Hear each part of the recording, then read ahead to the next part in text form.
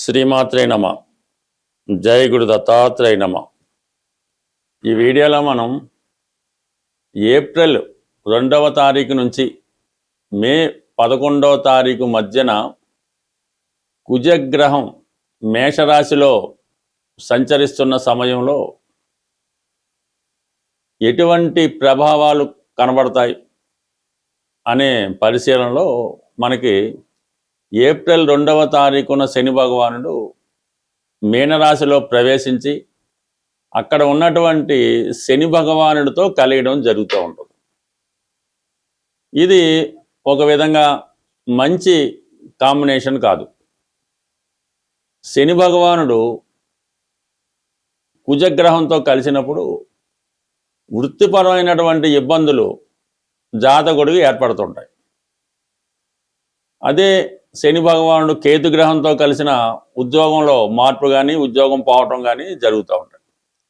అలాగే ఎవరి జన్మ జాతకంలో అయినా సరే శని కుజగ్రహాలు కలిసినప్పుడు వారు జీవితంలో తొందరగా సెటిల్ అవ్వలేకపోవడం, ఏ వృత్తి యందు ఆసక్తి ఉండదు, మంచి నాలెడ్జ్ ఉంటుంది, టెక్నికల్గా చాలా తెలివైన వారు ఉంటారు, అయితే పని చేయడానికి ఇష్టపడకపోవడం వల్ల వారి జీవితంలో సరిగ్గా సెట్ అవ్వలేకపోతుంటారు. కొంతమంది జీవితాంతం ఏ ఉద్యోగం చేయకుండానే ఉంటారు. అలాగే పెళ్ళి కూడా చేసుకోకుండా ఉండేవాళ్ళు కూడా ఉంటుంటారు. ఒకవేళ వివాహం అయినా కూడా వారి జన్మజాతకంలో శని కుజులు కలిసి ఉంటే వివాహ జీవితం కూడా సరిగ్గా సాగపోవడం జరుగుతూ ఉంటుంది. ఇదే స్త్రీ జాతకంలో శని కుజులు కలిసి ఉంటే అసమర్థుడైనటువంటి భర్త రావడం వల్ల ఆమె వివాహ జీవితం చాలా స్ట్రగుల్గా ఉంటుంది. భర్తకు సంపాదన లేకపోవడం, భార్య మీద ఆధారపడడం, ఇటువంటి ఇబ్బందుల వల్ల జీవితం స్ట్రగుల్ అవుతుంటుంది. బట్ ఏదైనా రెండు శత్రుగ్రహాల కలయిక మీనరాశిలో కంప్లీట్గా ఎటువంటి ప్రభావం చూపుతుంది, ప్రస్తుతం జరుగుతున్నటువంటి యుద్ధ వాతావరణంలో ఈ గ్రహాల ప్రభావం ఎంతవరకు ఉంటుంది అన్న విషయాన్ని మనం ఈ వీడియోలో పరిశీలించే ప్రయత్నం చేద్దాం. కుంభరాశి వారికి ఏప్రిల్ 2వ తారీఖు నుంచి మే 11వ తారీఖు మధ్యలో కుజుడు ధనస్థానమైనటువంటి మీనరాశిలో ప్రవేశిస్తున్నాడు. ఈ కుంభరాశి వారికి దీని ప్రభావం ఎలా ఉంటుంది అని పరిశీలించినప్పుడు ముందుగా కుజుడు ఈ రాశి వారికి దశమ తృతీయాధిపతి. ఒక విధంగా కుజుడు శని పరస్పరం శత్రుగ్రహాలు. అటువంటి శత్రుగ్రహం అయినప్పటికీ కూడా కుజుడు అన్నదమ్ములకి, భూములకి, అకస్మాత్తుగా వచ్చే ఆదాయానికి, స్త్రీ జాతకం అయితే భర్తకి కారణం అవుతూ ఉంటుంది. ఇప్పుడు ఈ కుంభరాశి వారికి కుటుంబ స్థానంలో శని గ్రహం, రాశ్యాధిపతి శని ఉన్నాడు. ఇప్పుడు కుజగ్రహం అందులో ప్రవేశించడం జరిగింది. అంటే కుటుంబ స్థానంలో 2 శత్రుగ్రహాలు ఉన్నాయి. ఎప్పుడైతే ఒక స్థానంలోకి 2 పరస్పర విభిన్న శత్రుగ్రహాలు ప్రవేశించినప్పుడు ఆ భావం ఫలితాలు కంప్లీట్గా నాశనం అవడం జరుగుతుంది. దీంతో పాటుగా రవి సప్తమాధిపతిగా ఉన్నటువంటి సూర్య భగవానుడు ధనస్థానంలో సంచరిస్తున్నాడు. ఇది ఈ కుటుంబంలో, అంటే మీ యొక్క కుటుంబంలో పరస్పరం శత్రుగ్రహాలు ఉన్నారు. శని అనుకుంటే వ్యక్తిగతంగా మీరు అనుకుందాం, కుజుడు అనుకుంటే అన్నదమ్ములు, మరి రవి అనుకుంటే తండ్రి అవ్వచ్చు, పిల్లలు అవ్వచ్చు. అంటే పరస్పరం కుటుంబ సభ్యుల మధ్య తీవ్రమైనటువంటి అభిప్రాయ భేదాలు, విరోధాలు వచ్చే అవకాశం ఉంది. అంటే భిన్న అభిప్రాయాలు వస్తాయి, ఒకరికొకరికి పడకపోవడం జరుగుతూ ఉంటుంది. ఒకరిని చూసి ఒకరు ఓర్వలేకపోతూ ఉంటారు. అయితే మీ కుటుంబంలో ఎవరికో ఒకరికి ఒక కొత్త ఉద్యోగం వేరొక చోట రావడం వల్ల మీ కుటుంబం నుంచి ఒకరు బయటికి వెళ్ళిపోవడం జరుగుతూ ఉంటుంది. ఉద్యోగ కారణాల వల్ల వేరే చోటుకి వెళ్ళడం జరుగుతుంది. ఉద్యోగం అవటం వల్ల, పెళ్ళి అవ్వటం వల్ల అది ఒకటి జరుగుతూ ఉంటుంది. కుటుంబం కొద్దిగా స్ప్లిట్ అయ్యి కుటుంబం నుంచి ఒకరు బయటికి వెళ్ళిపోతారు. ఈ సమయంలో మీకు ఏదో స్థిరాస్తి అమ్మడం వల్ల కానీ, పాత బాకీ వసూలవడం కానీ, ఇది మీరు ఉద్యోగ విరమణ ద్వారా అనుకుందాం పోలి, పెద్ద మొత్తంలో ధనం మీకు రావడం జరుగుతుంది. మీ కుటుంబానికి లంసమ్ అమౌంట్ రావడం వల్ల ఆ ధనం వినియోగించే విషయంలో, పంచుకునే విషయంలో కుటుంబ సభ్యుల మధ్య విభేదాలు రావడం, అది కూడా కుటుంబ స్ప్లిట్కి కారణం అవుతూ ఉంటుంది. మొత్తం మీద ధన విషయంలో విభేదాలు, ఇబ్బందులు రావడం జరుగుతూ ఉంటుంది. బాధ్యతలు మర్చిపోయి ఇబ్బందులు పడడం జరుగుతూ ఉంటుంది. కాబట్టి ఏదైనా ఈ కుంభరాశి వారు జాగ్రత్తగా కుటుంబానికి ఎటువంటి ఇబ్బంది లేకుండా, మీరు మాట్లాడుతున్నప్పుడు కుటుంబ సభ్యులతో ఎవరికి కోపం తెప్పించకుండా, విభేదాలు రాకుండా, అవసరమైతే కొన్ని విషయాలు దాచిపెట్టి రహస్యంగా ఉంచి కుటుంబ సభ్యుల్ని సంతృప్తిపరిచే పని చేయాలి తప్ప ఒకేసారి మీరు మరి ఇటువంటి విభేదాలు సృష్టించుకోవడం వల్ల తీవ్రంగా కుటుంబం పరువు బయటపడే అవకాశం ఉంటుంది. సో ఆ కారణం వల్ల ఏంటంటే కుటుంబాన్ని గుట్టుగా కాపాడుకోండి.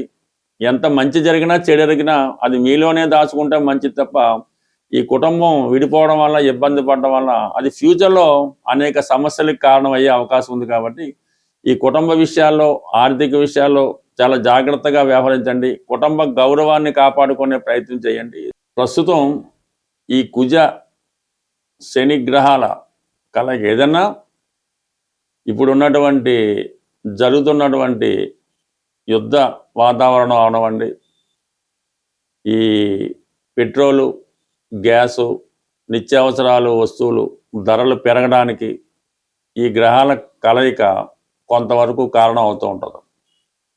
చాలా వరకు నిరుద్యోగ సమస్య కూడా పెరుగుతూ ఉంటుంది ఈ గ్రహాల కలయిక వల్ల. సో దీనికి పరిహారం మనం ఆలోచించినప్పుడు కుజుడు విష్ణుమూర్తి అంశ,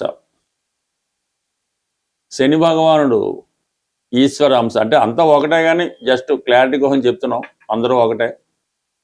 ఈ రెండుకి జాయింట్గా కలిపి ఆంజనేయ స్వామి అటు కుజుని యొక్క సమస్యలు, ఇబ్బందులు తొలగాలనంటే కుజుడి వల్ల వచ్చే ఇబ్బందులు, అన్నదమ్ముల మధ్య విభేదాలు, భార్యాభర్తల మధ్య విభేదాలు, రుణ సమస్యలు, ఇటువంటివన్నీ కూడా కుజుని వల్ల వస్తూ ఉంటాయి.